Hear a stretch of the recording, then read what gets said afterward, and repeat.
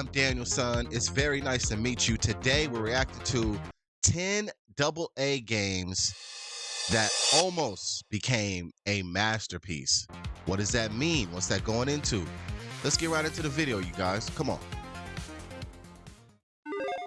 AA games often swing for the fences. They are often really ambitious and counterintuitively, because they don't have so much money invested in them, tend to be a little more innovative. But also, AA... Right off the top, I know exactly what he means by this. So that actually makes me think of it in a different way, because a lot of these games, if they had the money behind it, then the games would be better. I don't know if that's true. games often have one little thing that's holding them back from being as good as they could possibly be. Hi folks, it's Falcon, and today on Game Ranks, 10 AA games that were almost a masterpiece. Before we get going, I want to make clear that disclaimer. When I say it's almost a masterpiece, that is not an insult, and it's also not faint praise. Like, I'm not damning any of these games. These are all really standout games. In some cases, I'm glad he said that, because a lot of these games are just missing a single piece. That doesn't take away from the game in general, though. You know what I'm saying? So I'm glad he put that disclaimer out there, because my disclaimer would be, I'm not looking at any of these games as good or bad.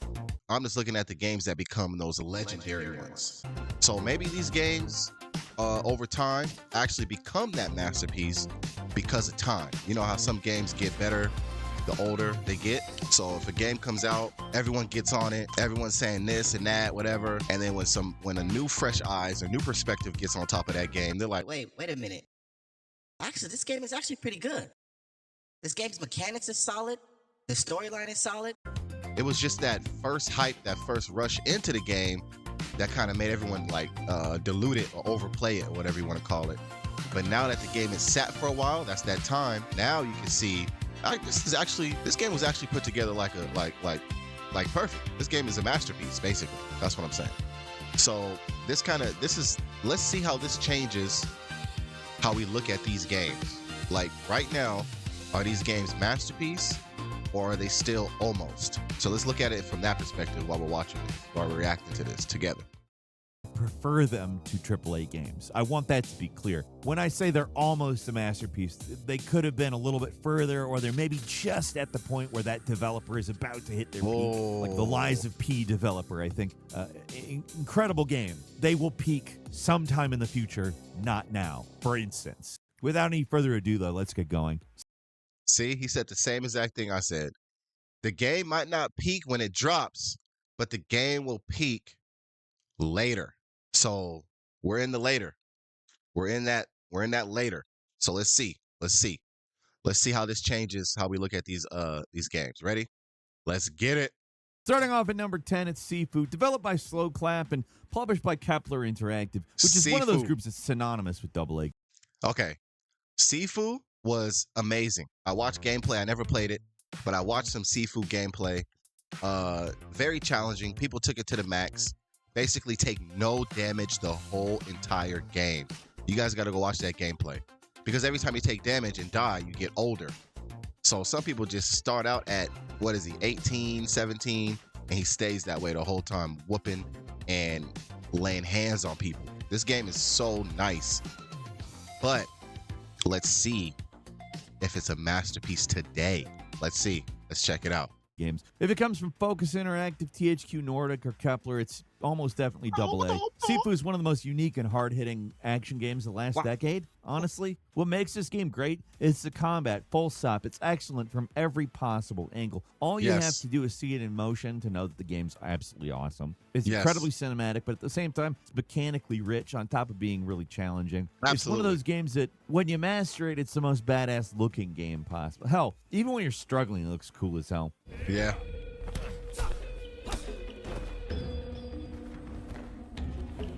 Yeah, this game is fire. Oh, laid him out. Ha, ha, ha. Ooh. Remember, I said there's people out there that play this game and they literally take no damage. They have to be doing kung fu or karate in real life. They have to be a real life martial artist to understand counter, block, strike, counter, block. Like to understand that combination, they have to be on some Zen stuff. You know what I'm talking about? Like some sensei vibes or something like that. You know, some what's his name?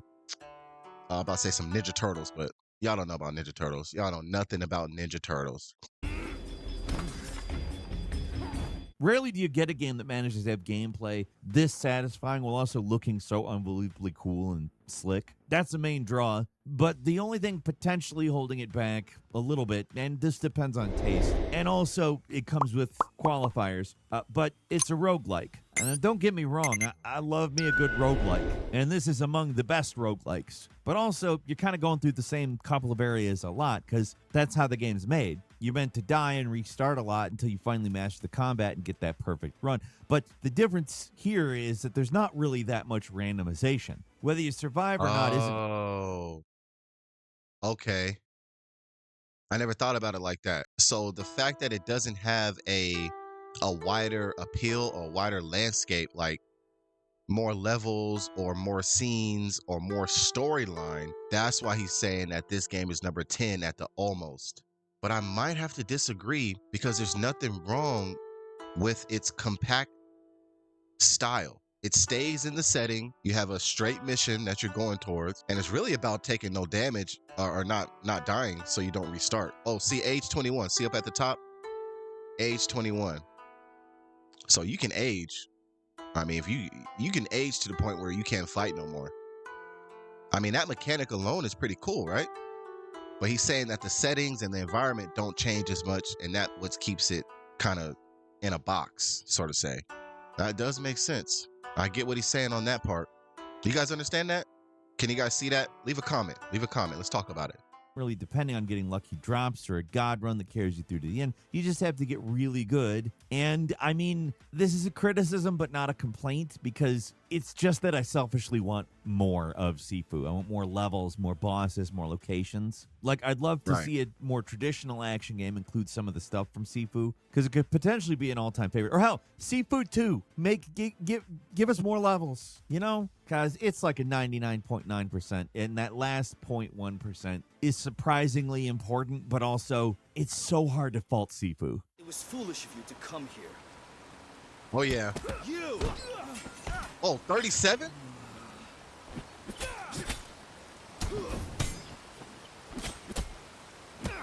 At number 9. Number 9, y'all. Number 9. Alters. This one had a lot of hype pre-release because of its bizarre premise and slick presentation, but the final product was maybe a little different than what people might have expected. Compared to 11-bit Studios' previous games like This War of Mine and Frostpunk, The Alters is less of a simulation and more of a story-driven experience, but that's not necessarily bad. The actual core survival elements are what we've come to expect from the studio, and they're dressed up in a slightly less unforgiving package.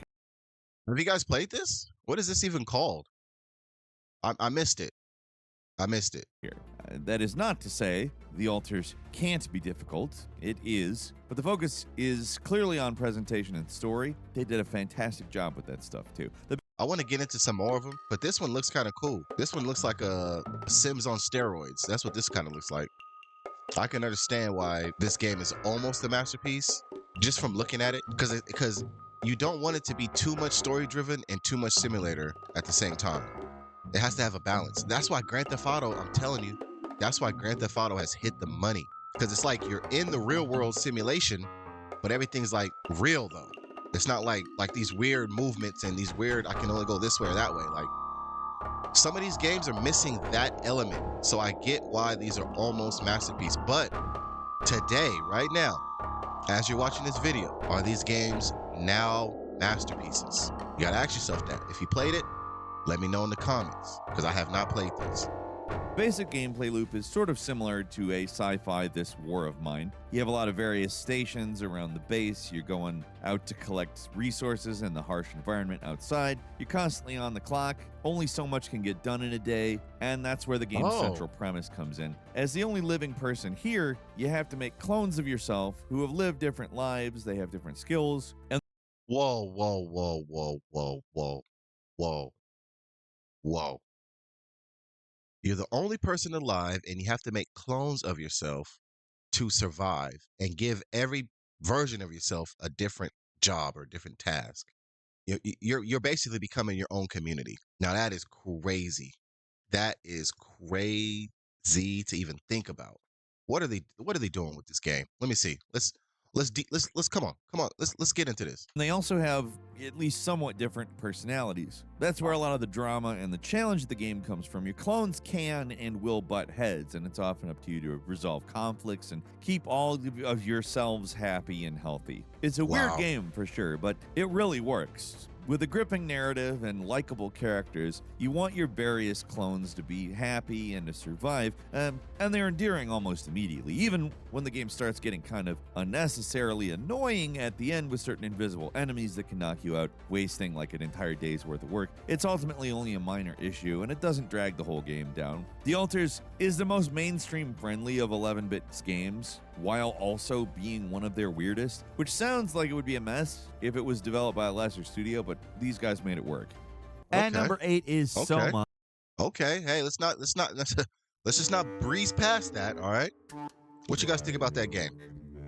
What you guys think about that game? Right now, when that game came out, and how many people have played it, how many people have experienced it, if you're coming into that game today, does your perspective change?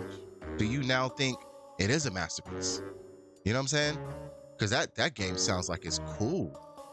There's a lot of games coming out, and there's a lot of games already out. But the difference is, do they have that pull, that grab? You know, like when a new movie drops, the movie has a great story, but the production and the producers just have, you know, they didn't put their best foot forward, so to speak.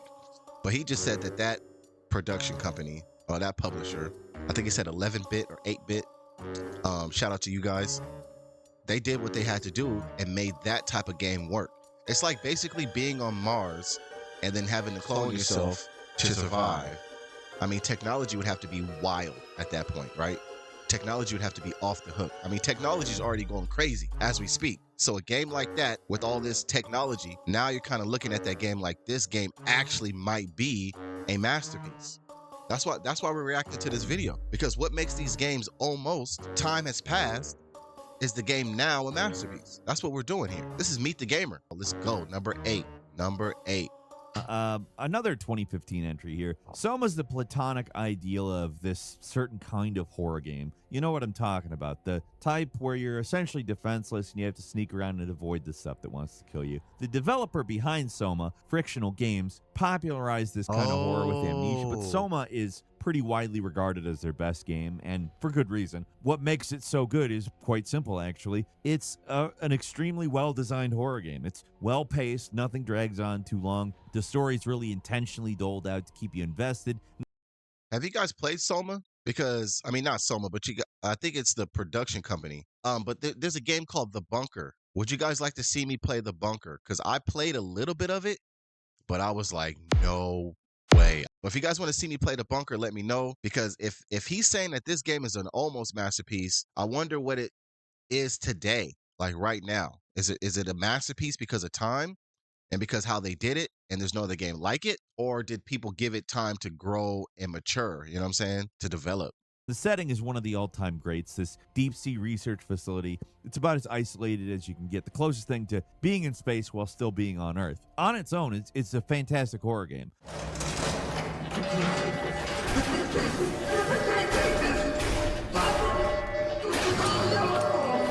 Yo. It's got just the right Ooh. amount of scare to keep things tense without making it feel overwhelming.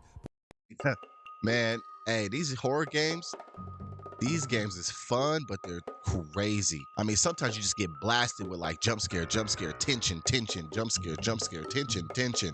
It's like, dude, let me just get across this hallway. Did you notice how intense this game is? And that he said that you're in space but on Earth? What was that about? So this game does spark some curiosity because, like I said, I believe Soma, I forgot what the production company's called. I can't think of it right now, but The Bunker and this game, I think, are made by the same people. I think it is Soma. I'm not sure. Hold on a second, man. The Bunker. That's the game I was talking about. Amnesia: The Bunker. This one right here, y'all. It's got updated. When did it get updated? Oh, it got updated in 2024. Okay. So like I said, I have this game. I played a little bit of this one, and this game is wild. It's wild. For me, horror games and thrillers, or those real jump scare tension games, those games are crazy to play, man. I'm telling you. You have to have someone next to you. It's just creepy, bro. It's just creepy. You guys want to see that though? I mean, that's what we're here to do. I have this game on my playlist. I just didn't want to upload it. I played it and I just did not want to upload it. But what makes Soma almost a masterpiece is the story, which is a thought-provoking examination of human consciousness and the power of magical thinking, I guess. It's one of the most disquieting horror games ever, and the concept alone is horrifying to imagine. I'm being a little vague. I know it's a game that's 10 years old at this point, but I actually don't want to spoil it because, man, is it worth playing. Even if you don't love horror games, the story alone is interesting enough that it's worth checking out. So maybe we should play The Bunker. And maybe we should play Soma, because the time has passed, and 10 years ago, our thinking wasn't where it's at now. So this is kind of changing how I see horror games, especially older horror games that came out in 2015, 2020, 10 years ago, 10, 11 years ago. That gives it enough time to be like, oh, when this game came out, we played it, we dropped it. But now today, you look back like, this game is a masterpiece. That's what this whole video is about. Are these games masterpieces today? Because right now, he has it on there as an almost. But I kind of like the idea of the magical thinking, and I think it's going kind of into like the AI side of things, where something's happening behind the scenes, So we gotta this did the age. I want to say this game probably aged differently from what people expected, because now I'm kind of interested in it, just based on what it's saying, what it's talking about. Play it on story mode and most of the scary stuff's gone. You can kind of just play it as a horror-themed puzzle game. Oh. And number 7 is Pillars of Eternity 2, Deadfire. During the Kickstarter boom, we were getting a few formerly big studios making lower budget games. Now, with their acquisition of Microsoft, it's hard to call anything that Obsidian does AA, but Deadfire came out before they got scooped up by the big M, so I think that counts. This game, along with Pathfinder, Kingmaker, and Divinity Original Sin 2, were the culmination of CRPG's time in the shadows. These types of games were still being made, but now it was clear there was an actual audience for them, and they were getting bigger and better, and arguably Deadfire was the best out of all of them. And that's no small claim when you're getting compared to Divinity 2, which is good on its own. But for players looking for a more traditional, massive scoped isometric RPG, Pillars 2 is a much more well-rounded experience. What you guys like about RPGs? Tell me what your favorite RPG is, and what do you like about RPGs? It's a vast game that manages to be accessible because it's more simplified RPG systems compared to its contemporaries. Stay behind me. You better run!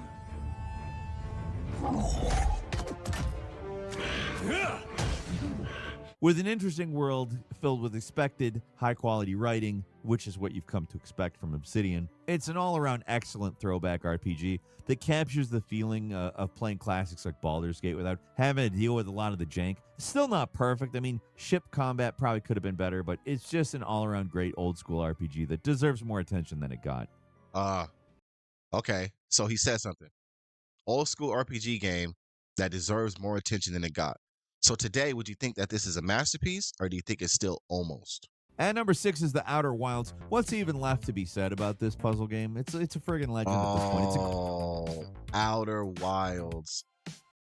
Dun dun dun dun dun dun dun dun dun dun dun dun dun dun dun dun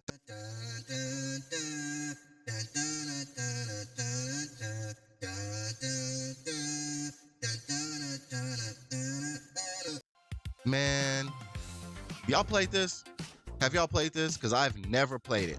I just know that song. Incredible. One of the all-time great entries to the genre. It's a puzzle game. It's an exploration game. It's an extremely systemic survival game with fully simulated gravity and exaggerated but mathematically realistic space flight. It's also kind of a roguelike in that you only have 22 minutes to explore before the universe ends and everything gets reset. But in this game's case, progression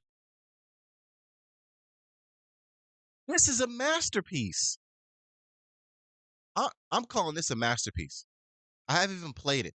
You only have 22 minutes before the whole universe resets. I mean, that's a movie. That's a TV show. Is obtained through knowledge and nothing else. This is a game about learning and understanding. You have to explore to learn how this miniature solar system works. You learn how the planet with the black hole falls apart and what allows you to reach hidden areas, or how the storm planet affects your ship, or where and when a mysterious comet passes through the system. The game is about learning and applying clues to figure out more mysteries. It's one of the most rewarding puzzle games out there when everything starts coming together, but it can be pretty frustrating when it's not. It's possible to get stuck in this game or do something wrong or miss some key clue or detail that leaves you clueless on how to progress. The open world combined with the time limit can make exploration stressful if time limits in games bother you, and I mean, you're not wrong. The openness of the world can be overwhelming as well. It's not a game for everyone, but for the people that like this kind of brand of logic-driven puzzle solving, it's easily one of the best puzzle games of all time. Do you guys like logic-based puzzle games? I know I do. I got some games on the list that we're going to play that I hope you guys enjoy on the gaming side. Have you guys ever played Portal? You guys know about Portal 1 and Portal 2? There's no way I missed Portal. There's no Portal 3, right? Hold on. There's no Portal 3, but Portal 1, Portal 2, you got to think on that, man. You got to use logic on that. Logic-based puzzle games. And like he was saying, Falcon was saying, there's not a lot of people that like these type of games, but if you do like these games, this is Outer World. You got to play it. I might have to play this game, y'all. The hit soundtrack, the dun dun dun dun dun dun dun dun dun, and then the puzzle, the 22 minute before the Earth resets, learning and applying the clues. Yo, at the time it came out, it was an almost masterpiece. Almost. When did this come out? 2019. Because again, we're watching this game 7 years later. We're investigating this game 7 years later. The mechanics, the story, the creativity, the puzzle, the logic, all that. This game is a masterpiece. Because I'm going to call it how I see it. At number 5 is A Plague Tale Requiem. A lot of people call it AA Last of Us, which might sound like a bad idea to you, but the Plague Tale games are much more than the sum of their parts. The first game especially came out of nowhere and was significantly better than it had any right to be. The story is engrossing. The visuals are astounding considering the budget, and the tech behind the rat swarms, sight to behold. Still, now, it's so cool. If there is one thing that might hold these games back for people, it's the gameplay. What? It's not quite as freeform or tightly designed as the massive games that I would put it in the same subgenre with. But for what they are, they're very solid. They have creative puzzle-solving elements and some unique stealth mechanics. And in all seriousness, the gameplay itself, it's good. Serviceable, certainly. This is giving me Assassin's Creed vibes. What is it called? A Plague Tale Requiem. Oh, okay. When did this come out? Did this game age correctly, or did this game age poorly? This came out in 2022. So that's only 4 years. But he said something about the gameplay. It's not as fluid, but it's still solid. This kind of gives me the Assassin's Creed vibe and Drake Uncharted. What could this game be missing for it not to be a masterpiece? Because it does look pretty solid, though. Not distracting in any way either, but the real draw of the games is the story. To be frank, the gameplay could even be a little worse and it'd still be a fantastic game because the visuals and overall presentation, fantastic, along with the occasional set piece moment where something's completely nuts, like a literal flood of man-eating rats sweeps through a city while you run from it. Oh, that's nasty. Oh, that is nasty. You rat. All them dang rats.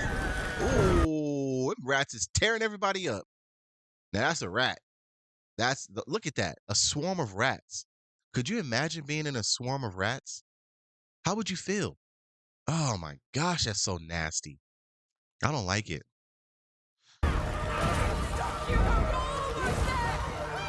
Nah. Oh.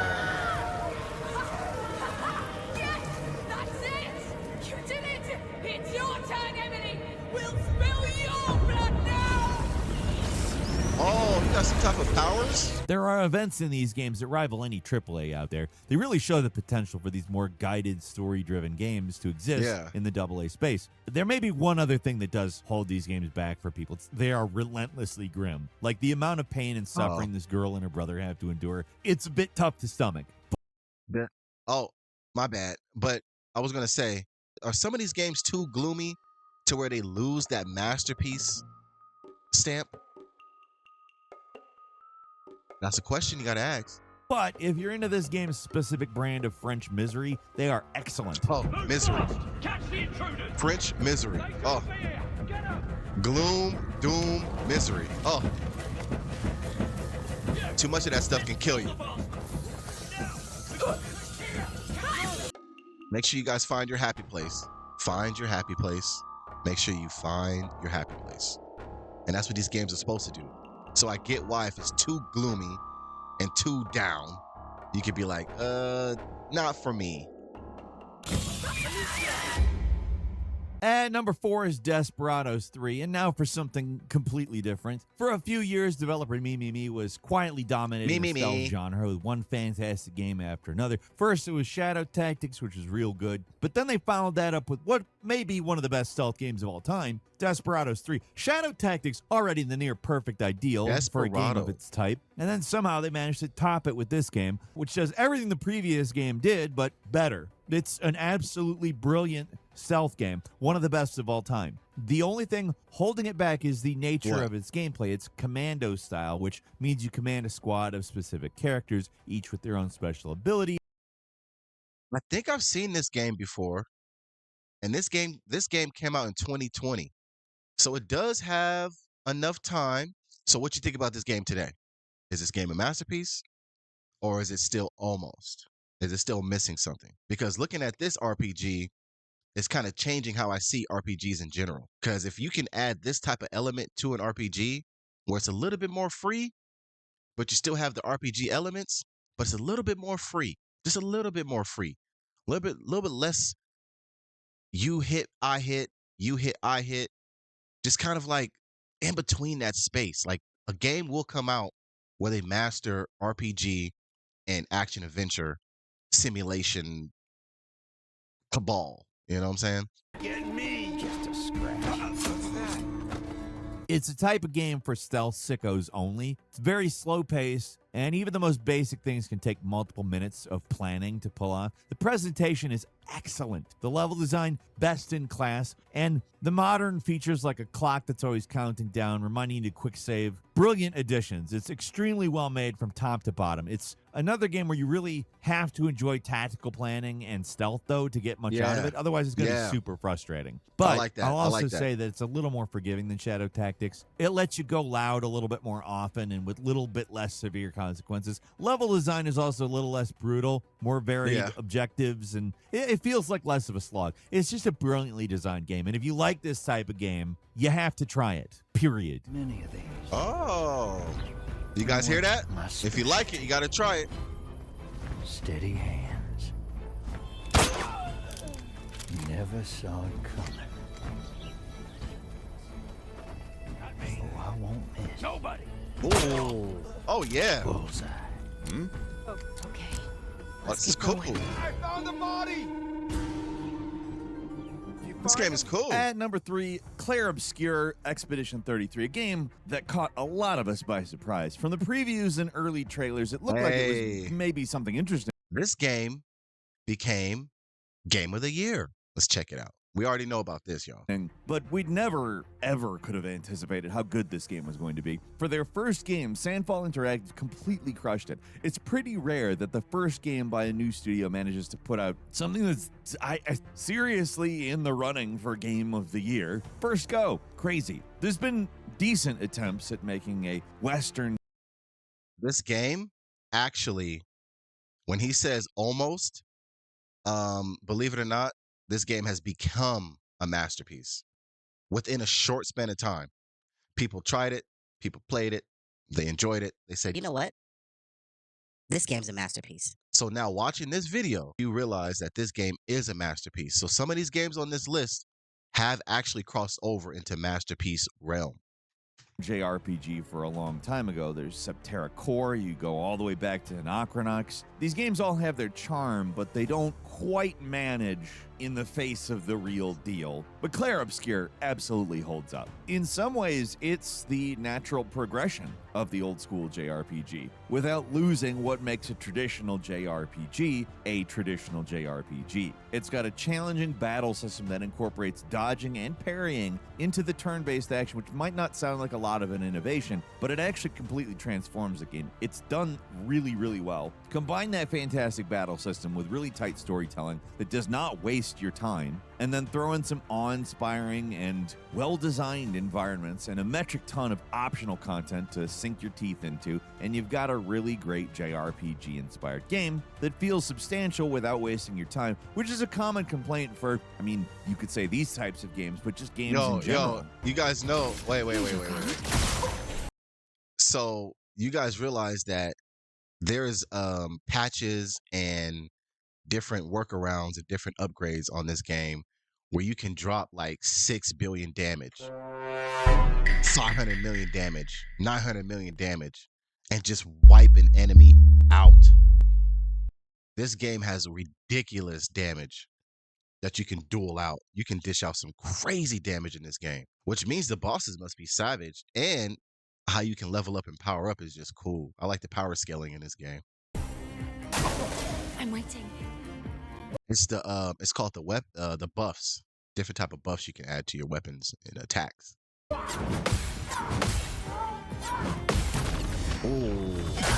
The writing and actual voice acting is a real cut above your normal video game fare too, and the music is absolutely incredible. The people behind this game It's like a knew movie. the elemental truths of making an old school RPG. You have to have memorable characters, you have to have a good bad guy, and most importantly, a great soundtrack. And this game has all of that, as well as a full-blown overworld. The game manages to feel both nostalgic and new at the same time, and not just because the novelty of having a game so heavily inspired by Japanese games be so overwhelmingly French, although I think that is a thing. I mean, it's a great game, though. I'm super excited to see what these developers do next. If they were able to manage this, their first game, can you imagine what comes next? Right. I absolutely agree with that. I agree with that. You can only imagine. I like the fighting style in this. And number 2 is Unicorn Overlord. Vanillaware is a studio that's been doing amazing work for decades, but they've never gotten their due outside of a small but hardcore audience of fans. Part of the problem is that they make niche games with limited appeal, and that's still the case with Unicorn Overlord, though it's probably their best and most accessible game to date. What they have here is basically a cross between real-time combat of like an ogre battle, if anybody remembers that, and an open-world RPG, which is just an inspired idea and makes this game so much more fun than your standard tactical RPG, where it's just one large-scale battle after another. In this game, there are your usual big army classes, but there's smaller missions in between, and there's mini-games and exploration and side quests to break up the constant tactical battle. What you guys think about this game? Is this game a masterpiece now? Unicorn Overload? Is it a masterpiece? When did it come out? 2024. So it doesn't have a lot of time to it. But what you guys think about it? Another highly appealing part of the game is that the unit variety. In these types of games, unlocking new units. I like the style of this fighting, and I like the way it looks. I like the graphics. To play around with is probably one of the most satisfying things, and this game just does it constantly. There's so many like different Zelda. classes and characters to use with their own strengths and weaknesses. There's a ton of depth, but the game isn't so difficult it's exhausting. The writing, not quite as strong as your Tactics Ogres or Final Fantasy Tactics, but the core gameplay is so well designed and fun that it hardly matters. This is the tactical RPG for the people, and one of the best RPGs of 2024. And finally, at number 1, it's Yakuza 0. Is this AA? I don't know for sure. A lot of people say it is, and I can see it. Where the more modern games in the series are full AAA, you cannot argue with it. Yakuza 0 is a little more modest. It has the slideshow cutscenes and obvious cut corners here and there. Your modern games in the series have real money behind them. I like this game. I've seen gameplay on this. Let me see something real quick, y'all. 2015. Came out for PlayStation 4, PlayStation 3, Xbox One, and Microsoft Windows. But this game still has its elements today. And this game has been classified as a masterpiece. There's no reason why this is an almost in my book. The way I've seen what I've seen and how I've seen these type of games develop, this game right here has got everything. But Zero came out when the series was still struggling to find an audience in the West. And it just so happens this was the game that did it, and there's good reason for that. After 10 years, probably still the all-around best entry of the series. There's a lot of reasons for that. A big one is the setting. The 1980s bubble era Japan is fascinating and unique. This is also the game that brought back. You guys remember the game called Shenmue on Dreamcast? If you play it today, it's a masterpiece. When it came out, it was a masterpiece. The writer from the first two games, and you can tell because it's probably the darkest and most violent story in the series to date. It really goes heavy on the darker side of the Yakuza with hateable villains and surprisingly graphic violence. Yeah. Oh, that's clean. Oh, that's clean.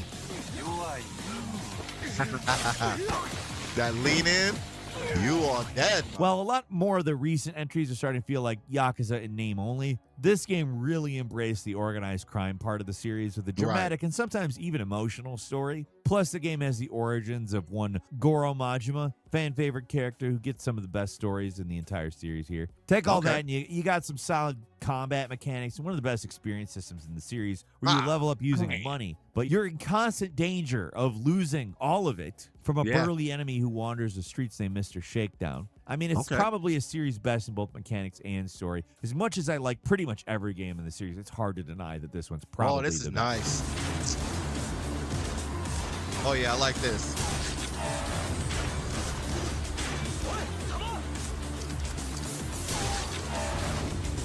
Oh, that's clean. That's clean.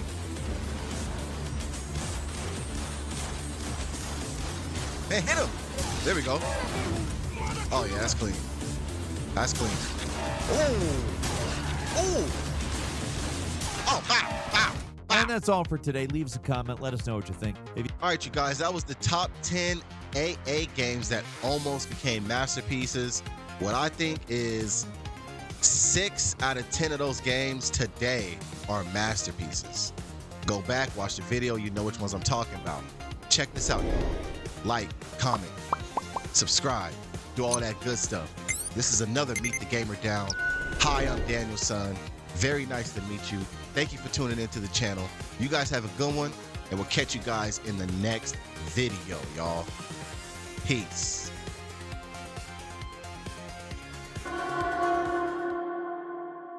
Maybe I got